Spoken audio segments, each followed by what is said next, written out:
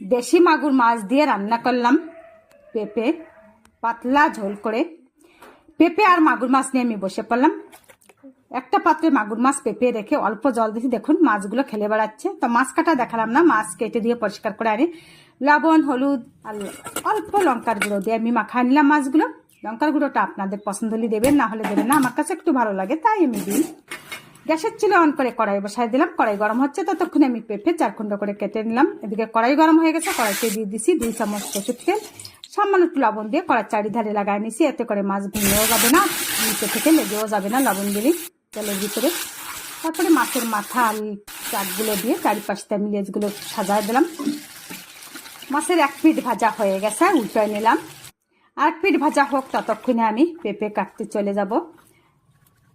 তো পেঁপের খোসা ছাড়িয়ে নিলাম আর বীজও ছাড়াই নিলাম। ছোট ছোট পিস করে আমি পেঁপেগুলো কাটে জলের মধ্যে রেখে দেব।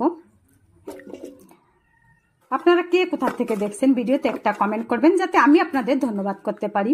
পেঁপে কাটা হয়ে গেছে, জলের মধ্যে দিয়ে ধুয়ে উঠায় নিলাম পেঁপেগুলো। এদিকে মাছ ভাজা হয়ে গেছে, একটা থালে উঠাই দিলাম। কড়াইতে অল্প তেল আছে, ওই তেলের ভিতরে দিয়ে দিলাম কাটে রাখা পেঁপে। একটু তেলের সঙ্গে নাড়ে চাড়ে পেঁপেগুলো মিশিয়ে নিয়ে দিয়ে দিছি পরিমাণ মতো লবণ, আধা চামচ হলুদ গুঁড়ো। তরকারি নাড়ে চাড়ে মশলার সঙ্গে মিশিয়ে ঢাকনা দিয়ে দেবো 4-5 মিনিটের জন্য। 4-5 মিনিট করে ঢাকনা আগলা করে আরও 4-5 মিনিট আমি ঢাকনা ছাড়াই ভেজে নিছি।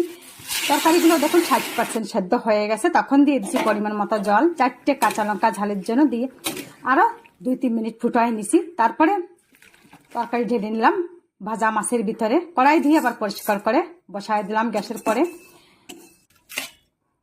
জিরা ধনে 1 চামচ দিয়ে আমি ভেজে নামিয়ে নিলাম, সুন্দর ঘ্রাণ বেরিয়েছে, তখন ঢালিয়ে নিলাম। কড়াইতে আবার 1 চামচ তেল দিয়ে সর্ষে ফোড়ন দিয়ে দিচ্ছি। সর্ষে ভালো করে ফুটে গেছে, তখন দিয়ে দিচ্ছি ওই সেদ্ধ করে রাখা তরকারি আর মাছ দিয়ে আরও 2-3 মিনিট জাল করে নিলাম। যে জিরে ধনে ভাজিয়ে রাখছিলাম বাইটে দিয়ে দিলাম। আর এই যে ধনে পাতা দিলে আরও বেশি ভালো লাগে, এটা বাড়ির ধনে পাতা, বিলেতি ধনে পাতা বলে। এই ধনে পাতা দিয়ে নামিয়ে নিলাম। আমি ভাতের সঙ্গে খাচ্ছি, আপনারা ভাত রুটির সঙ্গেও খেতে পারেন, খুবই ভালো লাগবে। আজ এই পর্যন্ত, ভালো থাকবেন, সুস্থ থাকবেন।